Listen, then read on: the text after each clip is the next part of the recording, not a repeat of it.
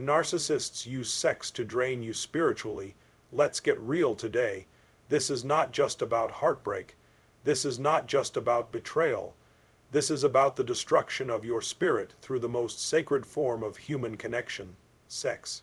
And when a narcissist gets involved, that connection becomes a weapon. You thought it was love, but it was a setup. You thought it was passion, but it was possession. You thought it was chemistry, but it was a carefully constructed trap to extract your soul. You didn't just lose your heart, you lost your energy, your light, your intuition, your spiritual balance. And if you've ever walked away from a narcissist feeling like a ghost of who you used to be, you already know the truth. This is not just seduction, this is spiritual warfare. But here's the good news: when you understand what really happened, you can stop blaming yourself. You can rebuild your soul. You can take your power back, not just mentally, but spiritually. So let's rip the blindfold off, let's call this out, and let's reclaim what was stolen. They use sex to create a false bond that feels like destiny. You didn't fall in love with them. You were spiritually hijacked. Let that sink in. You didn't just feel butterflies. You felt destiny calling, and that's the trap. The narcissist doesn't seduce like a normal person. They make you feel chosen. They make you feel like the universe hand delivered them to your soul. They don't approach, they arrive, like an answer to a prayer you didn't even know you prayed. From day one, it felt like magic. The connection was instant, intense, explosive. You thought you were walking into a love story, but you were walking into a spiritual ambush. That first kiss, that first night together, it wasn't just pleasure. It was a ritual. They knew exactly what they were doing. They weren't bonding with you, they were binding you.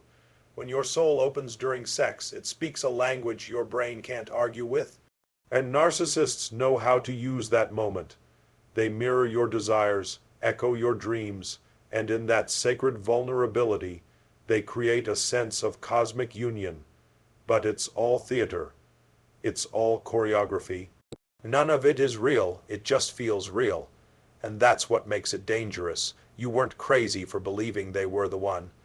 You weren't weak for surrendering. You were manipulated through one of the oldest tools of control known to humanity, intimate deception. And you were left chasing a fantasy while they moved on like nothing happened. The spiritual bond wasn't built through love. It was forged in manipulation, and it's why it hurts so much to leave, even when you know they're toxic. It's why the soul screams even when the brain knows the truth, because you weren't just with them. You were under a spell. This bond didn't just take your time, it didn't just take your body, it took your clarity. It confused your soul, it made you question what was real and what was false. And as long as you believed that feeling meant fate, you stayed. You tolerated things you never would have tolerated, because your spirit was tethered. But a bond created through deceit is not sacred. It's counterfeit, it's soul, fraud, and no matter how good it once felt, it was built on a lie. It was never love. It was control in disguise. They wanted access to your emotions, your energy, your loyalty. And the quickest way to get it was through the illusion of intimacy. The deeper you sank into the specialness of the connection, the more leverage they gained. And once they had that, you were theirs. You didn't just sleep with them. You bonded with the version of them they wanted you to see. And when you cried over them, when you ached for them, you weren't missing the real person. You were missing a fantasy you were conditioned to believe in. This is why breaking free is so hard. You're not just letting go of a person. You're severing a spiritual lie that felt more real than truth. You're pulling yourself out of a trance, and that hurts like hell. But the pain you feel is your soul detoxing from the lie. Every tear is your spirit recalibrating. Every angry outburst is your sacred fire waking up. And when you come out on the other side, you'll realize the bond wasn't divine. It was designed, and what's designed can be dismantled. You have that power. You always did. You just forgot because the illusion was so beautiful. But beauty without truth is poison, and you are no longer drinking it. You are waking up, and that false bond, it's breaking. And every time you choose yourself over the illusion, your soul reclaims a piece of its light. They mirror your deepest desires to open your spirit wide. A narcissist doesn't just get close to you. They become you, and not in a loving, empathetic way, but in a strategic, manipulative way that's designed to make you drop your guard. The closer they seem to your truth, the easier it is to surrender your spirit, and they know that. They don't reveal themselves. They reflect you, your dreams, they share them, your fears, they soothe them. Your vision for the future, they mirror it with eerie precision, but none of it is real. It's a performance, a spiritual con job to make you believe they're your match. They read you like a script. Every word you say, every story you share, they log it into their mental database. Then they perform, not just in bed, but in how they speak, how they act, how they touch you. Everything is a calculated move to get you to believe, this is the one, this is it. I've found my home, but what you actually found was a spiritual shapeshifter. Someone who cloaks themselves in your light so they can access the deepest parts of you. It's not seduction, it's infiltration. When you surrender to someone you believe sees your soul, you open your spirit wide. You give permission, you let down the guards, you hand them keys to your sacred temple, and they don't honor it. They exploit it. This is why it felt so spiritual in the beginning, because you weren't just seen, you were reflected. And reflection feels like recognition, it feels like finally, but it's not truth, it's imitation. You thought they were your twin flame, but they were just a skilled actor playing a part that would lure you in. And once you were in deep enough, they started to shift, to twist, to take, and that's when you started to feel confused, disoriented, lost, because you weren't just betrayed, you were spiritually violated. Someone entered your sacred space pretending to be a guardian, but they were a thief. They didn't want to protect your soul. They wanted to mine it. You must understand, it's not your fault that you fell. It's not your fault that it felt spiritual. It felt that way because your spirit was involved, but it wasn't received. It was used. That false sense of being seen is a narcotic. It's addictive. It feels holy. And breaking that illusion feels like dying, but it's not death. It's the beginning of your real life, because now you don't just know what manipulation feels like. You know what truth doesn't feel like. You're wiser now, more dangerous to every spiritual predator who dares to imitate your light. You're learning to trust your inner compass, not just your feelings, and from that place you become untouchable. They mirrored your light, but they could never be your light, and now you rise.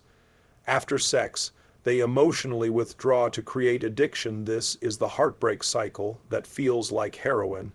The build-up, the high, the crash. You don't even realize you're hooked until you're crawling through emotional withdrawal, begging for the next hit of affection. That's the trap. That's how narcissists use sex, not as love, but as a drug delivery system to your nervous system. In the beginning, they're all over you. They flood you with attention, affection, desire. The intimacy is intense, mind-altering, and just when you think you've found heaven in someone's arms, they vanish. They pull away. They go cold, not physically necessarily, spiritually, emotionally, energetically. You try to rationalize it. Maybe they're busy. Maybe it was just a bad day, but your spirit feels it. That sacred connection, gone. The eyes that once looked into your soul now barely meet yours. And that's when the panic sets in. Because deep down, you know something shifted. That's not an accident. It's a design. Because when someone gives you heaven and then withholds it, they create a hunger, not for food, not for love, but for that specific person's presence. You don't crave love. You crave their version of it because it's been weaponized. This is the making of a trauma bond. The narcissist becomes both the arsonist and the firefighter. They create the pain and pretend they're the only one who can soothe it. And because your body has connected sex with safety, you become emotionally dependent on their approval, their touch, their validation. You find yourself compromising. You stop bringing up how you feel. You start tiptoeing around their moods. You become so focused on getting that connection back that you lose sight of how wrong it is to have to chase intimacy. And that's exactly what they want. They want you off balance. They want you thinking about them. They want you emotionally starving because starving people settle for crumbs and sex. That becomes their bargaining chip, their reset button, the thing they can always use to rope you back in when you're ready to walk away. But let's be clear, real intimacy doesn't create confusion. It doesn't leave you questioning your worth after pleasure. It doesn't disappear the moment you open your soul. What they're doing isn't love, it's spiritual blackmail. And your nervous system is screaming for relief. Your spirit is exhausted, but you keep hoping the next time will feel like the first time again. That maybe if you do more, give more, say less, you'll get them back. But you're not chasing a person. You're chasing the illusion they created. That first high, it was a lie. A well-orchestrated seduction to get you addicted to their energy. And now, you're paying the emotional price every time they withhold it. You're no longer in a relationship. You're in a cycle of spiritual extraction. The good news is this: once you see the pattern, you can shatter it. Once you realize that the withdrawal is manufactured, not natural, you stop blaming yourself. You stop begging. You stop bleeding your spirit out for someone who never intended to nourish you. Your power returns the moment you understand this. What they withhold was never real, and you don't need it. You don't need another dopamine hit from someone who's draining you. You need detox. You need healing. You need to reclaim your soul, and that begins by sitting in the discomfort instead of crawling back for comfort. You sit, you breathe, you let the hunger pass, and it will, because your soul doesn't need them. It needs you. This isn't just recovery. It's spiritual warfare, and you win when you stop romanticizing the trauma and start honoring the truth. Sex without respect is a cage, and you were never meant to live in one. Sex becomes a tool to confuse your morals and identity when a narcissist weaponizes sex. It's not just about pleasure. It's about possession. It's about rewriting your values by dragging your identity into spiritual fog. They want to blur your boundaries until you forget where you end and they begin. They don't start by tearing down your morals outright. They seduce you into violating them slowly, subtly. They praise your openness. They reward your surrender, and before you realize it, you've crossed lines you swore you never would. But it didn't feel forced, it felt. Desired, that's the trick. They say all the right things, you're so uninhibited. You trust me like no one else does. We have something no one else understands, and you want to believe it, because who doesn't want to be seen as liberated, powerful, chosen? But what you don't see in the moment is that you're not being liberated. You're being disoriented. You're being led into experiences that aren't expanding you. They're fracturing you, and the more you conform to their desires, the more your spiritual compass starts spinning out of control. You stop recognizing yourself. You start asking, was that even me? You feel exhilarated in the moment, but empty afterward, because it wasn't passion. It was manipulation wrapped in pleasure, and now your identity is tangled in their approval. This is how they keep control, not with force, but with confusion, because when you no longer trust yourself, you look to them for validation.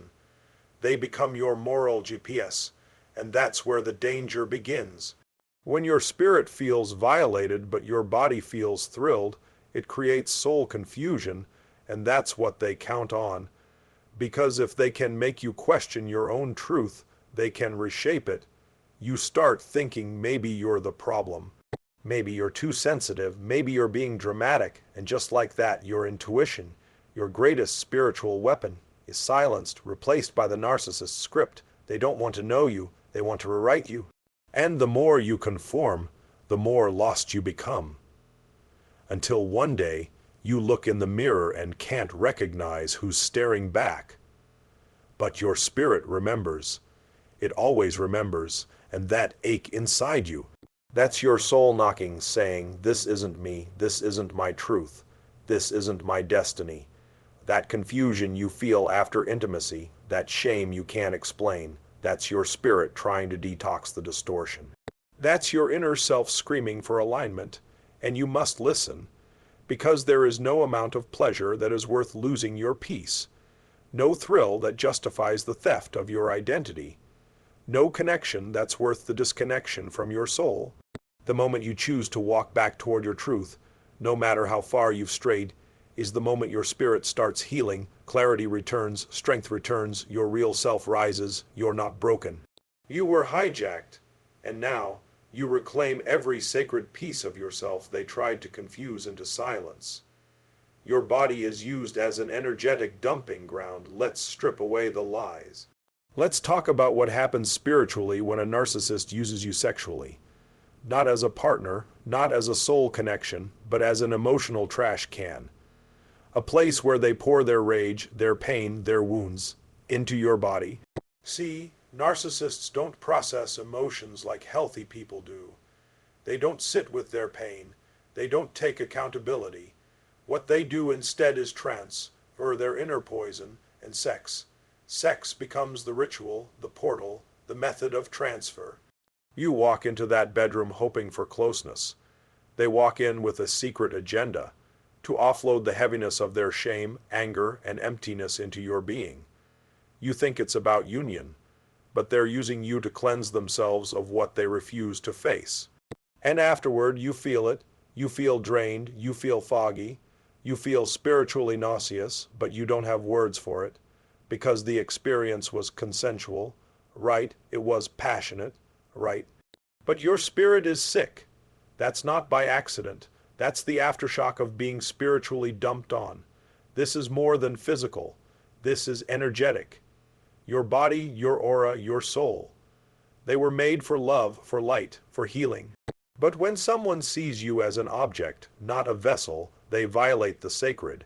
And when they offload their toxicity into you, your spirit bears the weight. You start noticing changes. Your thoughts aren't yours. Your confidence crumbles, your dreams feel distant. You're carrying emotions that don't belong to you, and still you blame yourself. Because that's what they programmed you to do, you replay every moment. You wonder if you gave too much. You wonder why you feel so empty when nothing bad happened, but your spirit knows. It knows what happened was spiritually violent, even if it looked romantic on the outside.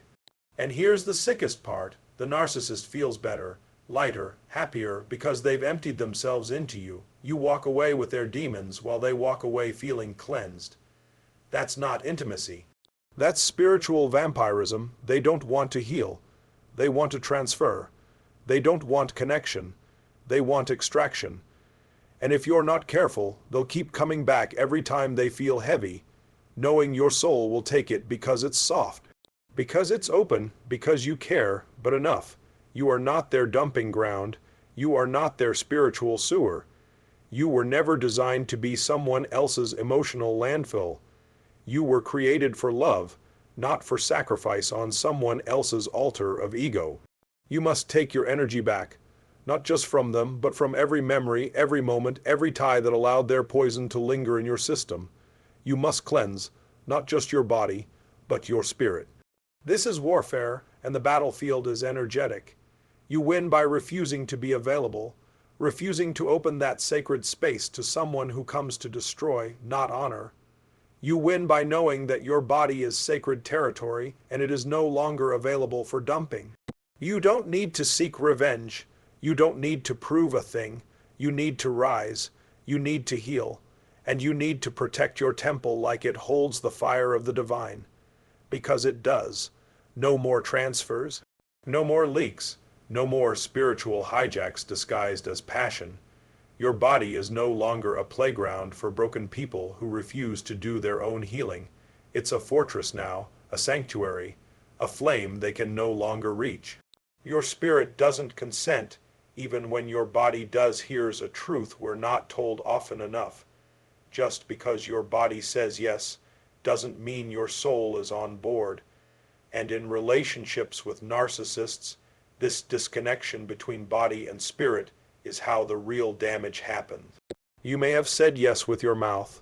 You may have participated willingly, but afterward, something inside you felt wrong, felt empty, felt violated. That's because your spirit never said yes. Narcissists don't seduce your body. They seduce your trauma, your hopes, your pain, your desire to be loved, and then they use that opening to gain physical access, not because they care about you, but because they crave control, power, dominance.